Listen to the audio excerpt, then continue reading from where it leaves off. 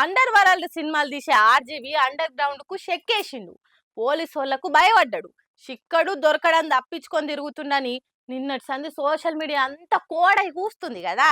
కానీ RGV sir మాత్రం cool weather లా hot coffee తాగుకుంటా శిషి silly peoples నేనెందుకు వారిపోతా, సినిమా షూటింగ్ ఉంటే వేరే ఊరొచ్చా అంతే అని సింపుల్ గా ఎట్లా చెప్తుండో చూడురి. ఆర్జీవి ఎక్కడా అనే సస్పెన్స్ కు తెరవడ్డది పోన్రి. మొత్తానికైతే అండర్ వరల్డ్ సినిమాలు తీసిన ఆర్జీవి అండర్ గ్రౌండ్ కు చెక్కేసిండని అందరు సురుకులు వేలుస్తుంటే సులుక్కున ఒడిచినట్టయిందో ఏందో సార్కు. ఏహే నేను ఏడికోలేదు అని వీడియో బయటకి ఇడిచిండి ఇట్లా.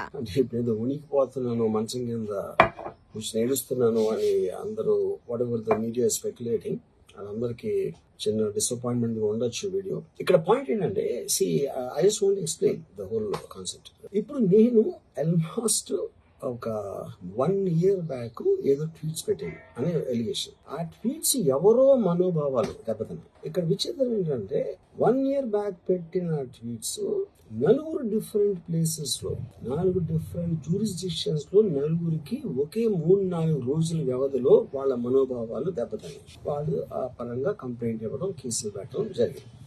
ఎవరి మీద అయితే నేను పెట్టానని వాళ్ళు చెప్తున్నారో వాళ్ళకి లేదు, ఎవరో థర్డ్ పార్టీ అసలు సంబంధం లేని.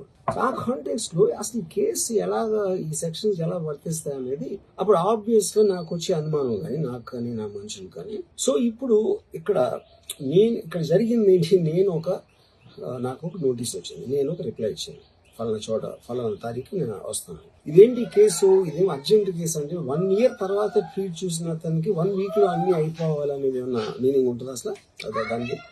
So which basically means it is being done for purposes other than the urgency of the case. ఇప్పుడు అర్జెన్సీ ఆఫ్ ద కేసు అంటే మీరు మర్డర్లు గీడర్లు ఇన్ని జరిగి సంవత్సరాలు తీసుకుని ఆగోనట.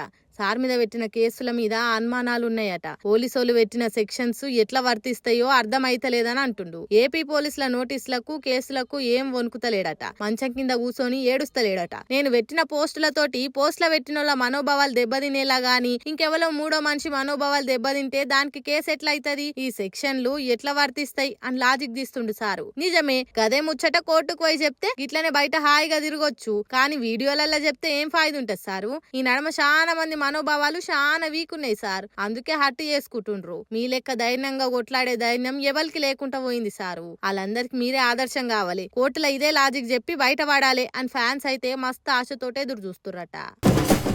ఎట్లుండే తెలంగాణ, ఎట్లయింది అసలు రాష్ట్రంలో ఇంటెలిజెన్స్ అనే వ్యవస్థ ఓటు ఉందా అని చాలా మందికి అనుమానం వస్తుంది. ఎందుకంటే మన గౌరవ ముఖ్యమంత్రి రేవంత్ సార్ గారి ఏలువడిలా జనం భద్రత అటుంచి ఆఫీసర్లకే రక్షణ లేకుండా పోయింది. ఆగో గాతీర్ల తిరుగుబాటు చేస్తుండ్రు. వెనకట రజాకార్లను ఉరికిచ్చినట్టు ఇప్పుడు ఊర్లకు పోతున్న సర్కార్ ఆఫీసర్లను గెదిమి ఉరికిస్తుండ్రు. ఈ పాపం ఎవరిది? పాలకులు చేస్తున్న తప్పిదాలకు ఆఫీసర్లు బలైతుండ్రా. మొన్న లగచర్ల కలెక్టర్ మీద అటాక్ మరవక ముందే మళ్ళీ అలా నిర్మల్ జిల్లా దిలావర్పూర్ కాడ ఆర్డీఓ మీద జనం ఎందుకు దాడులు చేసిండ్రు? ఇంత అయితున్నా సర్కారుకు చెవిన పేను వారినట్టు ఎందుకు అయితలేదు అని అనుమానాలు వస్తున్నాయి చాలా మందికి. అన్నం ఉడికిందో లేదో అంత చూడాల్సిన పని లేదన్నట్టు మన సర్కార్ చక్కదనం ఎట్లుందో అంతటా తెలుసుకోవాల్సిన పని లేదు. రాష్ట్రంలో వరుసగా ఆఫీసర్ల మీద జనం తిరగబడి ఉరికిచ్చి దాడులు చేస్తున్న ముచ్చట చూస్తుంటేనే తెలుస్తుంది మన రాష్ట్రంలో సర్కార్ వారి పాలన ఎంత చక్కదనంగా ఉందో. యూపీ బీహార్లను ఆదర్శంగా తీసుకొని పాలన చేస్తున్నట్టే అనిపిస్తుంది. శరవేగంగా అవిటితోటి పోటీపడి అవిటికంటే దిగజారిన రాష్ట్రాల స్థానంలో తెలంగాణను నంబర్ 1 నిలిపేందుకు మన గౌరవ పాలకులు పాకులాడుతున్నట్టు అనిపిస్తుంది. లేకుంటే అరే గింత అధ్వానమా? సర్కార్ ఆఫీసర్లు ఫీల్డులకు పోవాలంటేనే గజ్జుమనే తట్టున్నది పరిస్థితి. ఇప్పుడు మొన్న లగచెర్ల ప్రజాభిప్రాయ సేకరణకు పోతే కలెక్టర్ మీద ఊరంతా ఏకమై ఎగబడ్డది మరవక ముందే నిర్మల్ జిల్లా దిలావర్పూర్ కాడ కూడా అచ్చం అసంటి ముచ్చట్నే అయింది. దిలావర్పూర్ కాడ ఇథనాల్ కంపెనీ పెడతామని సర్కార్ భూములు గుంజుకుని ఎగురం చేస్తుంది. ఆర్డీఓ మేడం జనం తోటి మాట్లాడేతందుకు పోయింది. గంతే జనం తిరగబడ్డరు. ఆర్డీఓ మేడాన్ని 6 గంటలు నిర్బంధించిండ్రు. ఎటు గదలనీయకుండా ఆమెను గెరావ్ చేసిండ్రు. పాపం బిక్కు అనుకుంటా ఎట్లా బయట పడుదురా దేవుడా అని మేడము గజ వణుక్కుంటున్నది. జనాల కోపం వస్తే ఎవ్వనయ్యకినరు. ఆసొంటిది భూములు గుంజుకొని వచ్చిండ్రంటే ఎందుకు ఊకుంటారు? భూస్వాములనే తన్ని ధర్మేసిన దొడ్డి కొమరయ్యలు పుట్టిన జాగిది ఊకుంటారా? ఇక ఆర్డీఓ మేడం కాపాడుండ్రని పోలీసోళ్ళకి చెప్తే పోలీసోళ్ళు మంద పోయి ఆర్టీఓ జనం చేతికి చిక్కిన ఆర్డీఓ మేడాన్ని బయటకు తీసుకొచ్చి పోలీస్ బండ్లు ఎక్కిచ్చి ఆడికెళ్లి రువ్వట్ల కార్ను దంచుకొని పోయిండ్రు. నయ్యం ఆడామే అని ఆగినట్టుండ్రు. అదే మగ దర్గా ఆఫీసర్ అయితే ఈ పాటికి ఏం చేద్దురో. ఆఫీసర్లకు ఏంది చెప్పుండ్రి కర్మ.